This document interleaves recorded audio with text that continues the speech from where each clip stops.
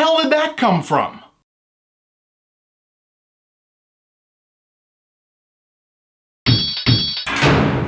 Okay, so technically the answer to that question is that Sorry to Bother You comes from Boots Riley, the prolific underground rapper, artist, political activist formerly of the Coop and Sweet Sweeper Social Club, and it's here because he had a whole bunch of things to say about race, class, capitalism, labor, workers' rights, media, and the intersection of all those things, and decided to put them together into a movie that's one part dystopian farce, one part dark drama, one part magic realist satire, one part absurdist comedy, and a whole lot of which both defies description and can't really be talked about without spoiling what should in no way be spoiled. And while I won't give away the game, even the stuff that it's okay to know going in, at least according to the trailers, is so unusual that if this review is something like your introduction to it, I'd say you should just hit pause now and go find a screening while I leave it at this. 3.5 stars, a brain-melting yet spirit-cleansing blast of righteous originality that harkens back to the last big boom in indie underground American filmmaking that will almost certainly end up being among 2018's best and most original films, so yeah.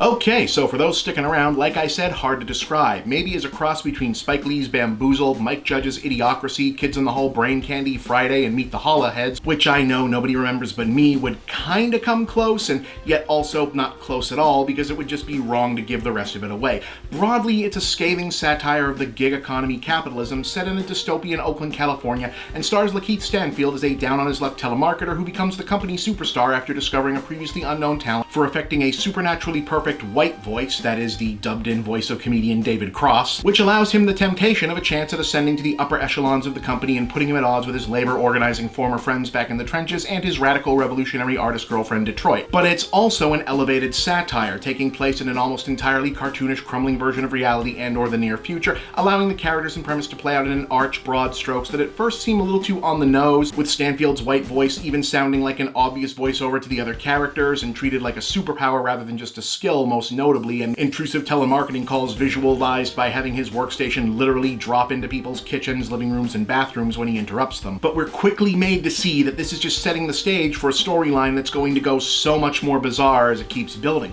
with our would-be hero gradually discovering that the big money calls he wants to be promoted to make won't simply alienate him from his friends, but involve selling the absurdly evil products and corporate services we've previously been shown as responsible for creating the frightening world around him. Chiefly a reimagined work-life solution called Worry Free, managed by creepy tech bro billionaire Armie Hammer, that neatly encapsulates Riley's shotgun unsubtle satire, all but coming right out and just saying, yes, Silicon Valley could repackage present-day slavery as Uber for labor, and not only would billions of you morons go for it, you'd call the guy who comes up with it a genius and a saint, and that's before things get really friggin' weird. What's remarkable is that even though it's probably never been easier in technical terms to get something this ridiculously offbeat put together and released, Sorry to Bother You is so overflowing with energy, ideas, and stuff to say, and genuine revelry in its own existence and sense of getting away with something, it still manages to feel dangerous, like something that wasn't meant to happen or that you're supposed to be seeing. It's easy to pull apart in the aftermath and say this aspect doesn't work or fit together, or certain plot bits feel like a tangent, but the overall effect when watching it is more like Riley, his crew, and the actors snuck into Hollywood after hours and made a movie on the sly while no one was looking, and while unwieldy and overstuffed, it's possessed of the manic energy that everyone involved thought they'd never be allowed to make another one after this, so they better get it all out of their system this time. It's also spectacularly nerdy, a new geek cinema classic in the making that didn't necessarily advertise itself as such,